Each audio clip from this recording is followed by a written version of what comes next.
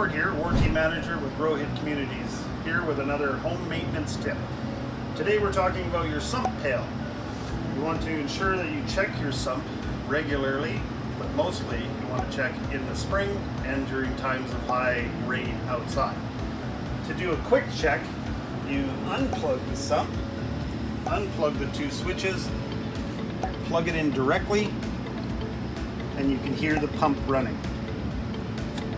Don't forget to plug the pressure switch back in, plug it in the wall. Never plug anything else into the outlet, as it's dedicated for the sump pump. At least once a year you should open the sump pit and inspect for debris. It's also on a float system, so you want to ensure that the float is free. Functioning normally.